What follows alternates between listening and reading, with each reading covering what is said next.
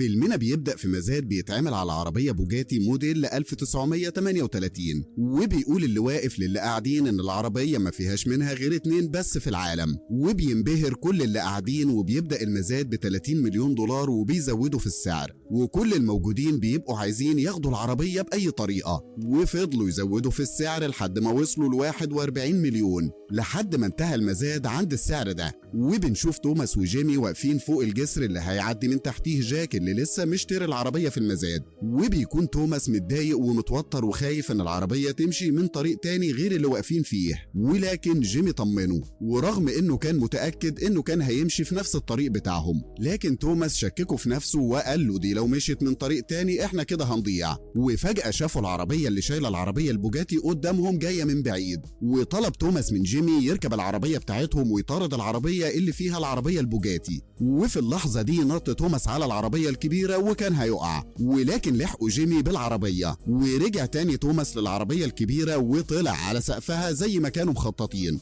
وخاف جاك من الهجوم ده وطلب من السواق انه يسرع في السرعة، وقال له امشي بسرعة بقولك والا هقتلك. وحاول جيمي يمنعهم ويقف قدامهم بسرعة، ولكن بتتصدم العربيتين في بعض، لكن جيمي بيسحب فرامل اليد ومش بيحصل له حاجة، وبيضرب جاك على جيمي رصاص، لكن رصاصه بيخلص ومش بيعرف يقتله. فبيطلع جيمي يوقف العربية وبينزل يفصل الأسلاك اللي بتوصل المقطورة اللي فيها البوجاتي بعربية السواق، وبيفصلهم فعلا، وبيقدروا ينفردوا بالعربية اللي فيها البوجاتي وبياخدوها وبينزلوا بيها في الشارع. وبيخبط السواق العربية بتاعت جيمي وحاول يبعد عنها لكن معرفش، والعربية بتاعت السواق وجاك اتقلبت، وقدر جيمي وتوماس يسرقوا البوجاتي وتمت المهمة بنجاح. وبالليل بيروحوا يسهروا وبيحتفلوا في كازينو، وبتيجي لورا حبيبة توماس اللي بيحبها جدا، وبتكون زعلانة منه لانه وعدها ان هياخدها معاهم المهمة دي، ووعدها انه هياخدها المهمة الجاية. وقعد معاهم جيمي وحكى لهم عن حبهم للعربيات الغالية، وان ابوه زمانه فرحان بيهم دلوقتي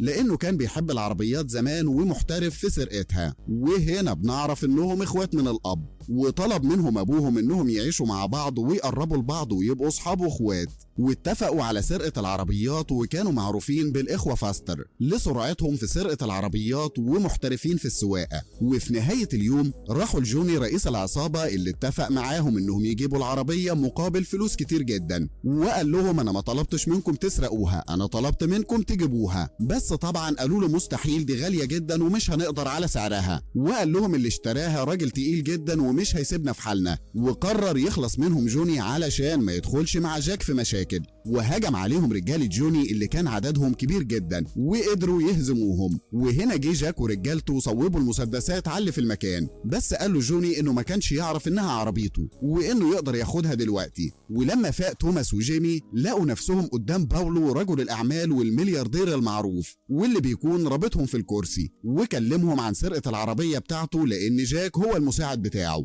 والعربية البوجاتي تبقى بتاعته، وانه هيقتلهم علشان حاولوا يسرقوا عربيته. لكن جيمي حلف له انه ما كانش يعرف انها عربيته، لكن باولو طلب منه ما يتكلمش وقال له حراسه يفكوهم، وخدهم للجراج اللي اتصدموا ان فيه كمية عربيات غالية ونادرة. وقال لهم باولو انه بيحب يجيب القطع النادرة ويحتفظ بيها، وبما انهم حاولوا يسرقوا حاجة منه فلازم يتقتلوا. ولما صوب عليهم البندقية اترجوه يخليهم عايشين وانهم هيعملوا له اللي هو عايزه، وبيقولوا له انهم مخططين هيسرقوا عربية مفيش منها غير 2 في العالم واغلى عربية في العالم.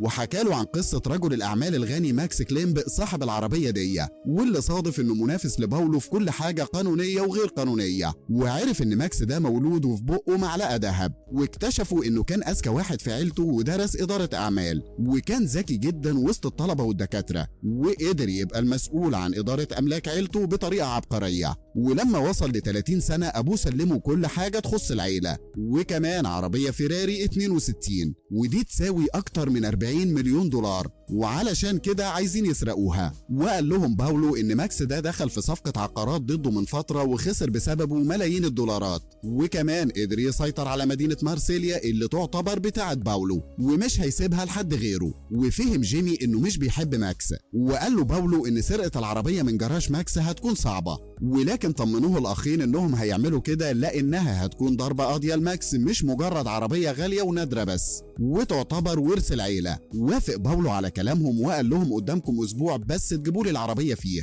وحاولوا يفهموه ان الاسبوع ده مدة قليلة جدا، لكن فضل مصمم على رأيه وطلب من رجالته يرجعوهم المدينة تاني. وبنشوف الاخوات وهم بيتمشوا وبيتكلموا ان العملية المرة دي صعبة جدا، وتوماس بيبقى قلقان ازاي هيدخلوا بيت ماكس عادي كده. ولما سألوا جيمي عن الخاتم اللي معاه قال له انه قرر يتقدم للورا ويتجوزها لانه بيحبها جدا. قال له توماس جواز ايه بس دلوقتي، خلينا نخلص من اللي احنا فيه. لكن توماس فضل مصمم على رأيه. لقى لورا متضايقة منه جدا لانهم اتأخروا عليها، ولكن قال لها انه اتورط في مشكلة مع رجل الاعمال باولو، فبتقلق عليهم وبتطمن عليهم وبتعرف ان الايام الجاية هتبقى سواد عليهم. ولما عرفت المهمة اللي هينفذوها خلال اسبوع قالت لهم انها تعرف واحدة صاحبتها ليها معارف كتير وهتساعدهم ينفذوا خطتهم ومش بفلوس كتير. ولما بيروحوا يقابلوا صاحبتها بيعرفوا انها حرامية وبتعتمد على خفة اليد في السرقة، وكانت سمعتها وحشة ودايما الشرطة بتدور عليها، وكانت اسمها ديفن. وفجأة الشرطة جريت وراها علشان تقفشها لكن هربوا كلهم.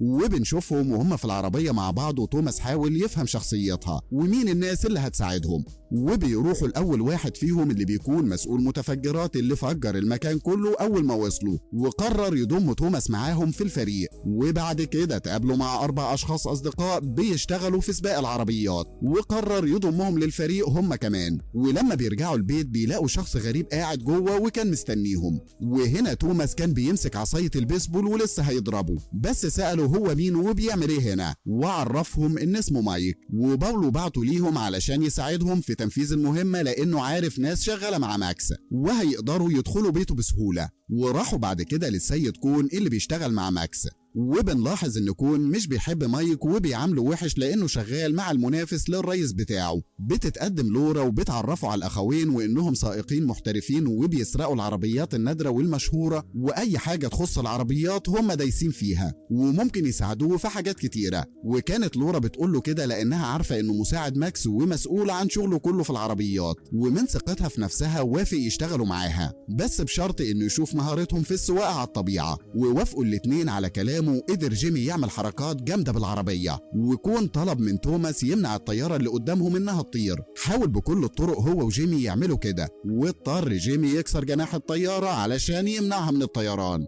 ولما انتهى الاختبار اتكلم معاهم كون وقال لهم انه مبهور بمهاراتهم في السواقة، وان ماكس هو صاحب مهبط الطيران اللي واقفين فيه دلوقتي ده، واكيد بيدور عليهم دلوقتي علشان يسألهم عن اللي عملوه ده. وبيقول لهم لازم تروحوا بنفسكم بدل ما يجي هو ورجالته وياخدوكم بالعنف. وراحوا فعلا بيت ماكس وقابلهم وقال لهم انتوا عارفين الطيارة اللي كسرتوا جناحها دي بكام؟ قالوا له هتبقى بسعر رخيص جدا لو سابهم يشتغلوا معاه لانهم محترفين في سرقة العربيات، وفي رجال اعمال كتير بيطلبوهم بالاسم علشان يسرقوا لهم عربيات غالية ونادرة. وعرفهم ماكس انه هيفكر في اللي قالوه وانه هيسيبهم يمشوا في سلام لانه معجب بطريقتهم. وقبل ما يخرجوا قال له مايك انه مهتم بالعربيات وعايز يشوف العربيات اللي عنده. بيستغرب ماكس من طريقته وسؤاله وقال له انه عارف ان ابن عم باولو، لكن حاول يهرب بالكلام وقال له باولو ابن عمي فعلا بس انا مش بحبه لانه بيتعامل معاه كانه خدام ونفسه يخلص منه. واقتنع ماكس بكلامه وخدهم على الجراج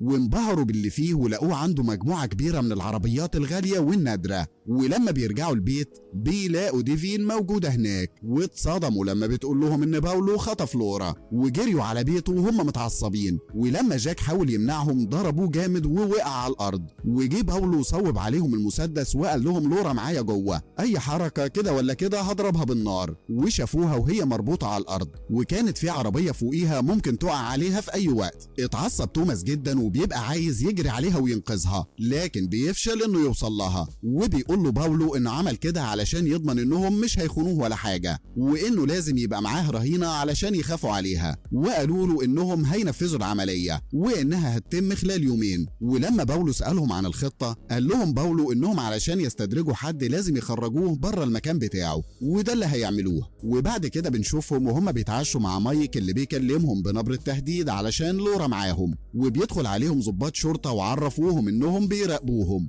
وعارفين انهم بيخططوا الحاجة، وخصوصا بعد ما شافوهم مع مايك قريب باولو. اتفق توماس مع مايك انه هيتخانق معاه قدامهم علشان يعرفوا انهم مش بيطيقوا بعض، وهجموا على بعض وفضلوا يضربوا بعض بعنف. وتوماس كان بيفش غله علشان حبيبته بصراحة، واستهزأوا بعد كده بمايك وسابوه مشيوا. وراح مايك للأوضة اللي فيها لورا وحاول يتعدى عليها، واستغلت لورا الفرصة وخدت منه مفتاح الباب علشان تهرب منها. وفي الوقت ده باولو كان مستنيهم في مكان بعيد عن البيت بتاعه زي ما اتفقوا علشان يروحوا سوا يتابعوا عملية السرقة بنفسه، لكن بيتفاجئ بالظابط قدامه وعرفوه ان مطلوب القبض عليه علشان يتحقق معاه. استسلم باولو في البداية، ولكن بعد ما اتكلم معاهم فهم انهم مش من الشرطة وابتدى يضرب فيهم، وصوب جاك مسدس عليهم وضرب واحد فيهم في كتفه. وافتكر كلام توماس لما قال له علشان تسرق شخص لازم تستدرجه بعيد عن بيته، وفهم انهم هنا اللي بيعملوا كده وبيخدعوه علشان يسرقوا عربياته. وبيكون الاخوين عند بيت باولو واللي بيسرقوا عربياته وبينقذوا لورا، ولكن بتظهر لورا وبتفتح لهم الباب وبيدخلوا عادي بسهولة.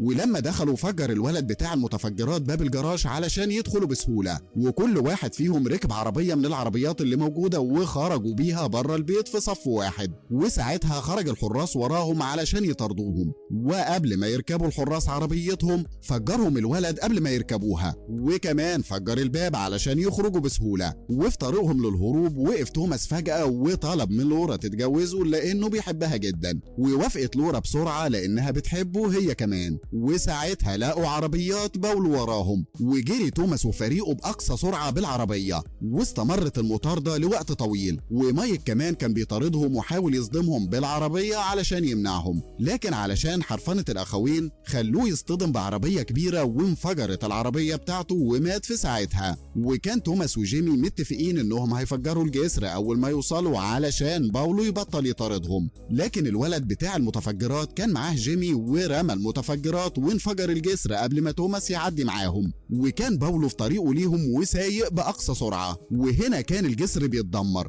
لكن توماس غامر بحياته وعدى من عليه قبل ما ينهار كله، ونجح انه يوصل بأمان قبل ما يتحطم بثواني. ولما وصل باولو كان الجسر اتحطم وما قدرش يكمل المطاردة، وساعتها قرر يطاردهم من طريق تاني طويل. وهنا فريق الأخوين بيمشوا في الطريق علشان يوصلوا للمدينة وبعدها للمينا، ودخلت العربيات في سفينة كبيرة. لكن قبل ما يدخل توماس وجيمي وصل باولو واضطر يوقفوا عربياتهم قبل السفينة علشان يمنعوه يكمل مطاردته ليهم. واتكلم معاه توماس وقال له يستسلم انه خسر عربياته خلاص وان كل حاجته انتهت، ولكن صمم باولو يكمل واتحرك بالعربية ناحيتهم. ولانهم كانوا مخططين لكل حاجة فضلوا واقفين مكانهم لحد ما جت عربية كبيرة خبطته وانفجرت عربية باولو ووقعت في البحر. وبعدها خرجت ديفين من الباص وهي فرحانة بان كله بقى امان خلاص، واتكلمت مع جيمي وعرفته انها بتحبه وهتكلمه قريب. ودخلوا السفينة وكان موجود الاتنين اللي تبعهم اللي كانوا بيمثلوا انهم ضباط. بعد كده بيوصل ماكس وبيبقى مش مصدق انهم قدروا يسرقوا كل عربيات باولو وقدروا ينهوه.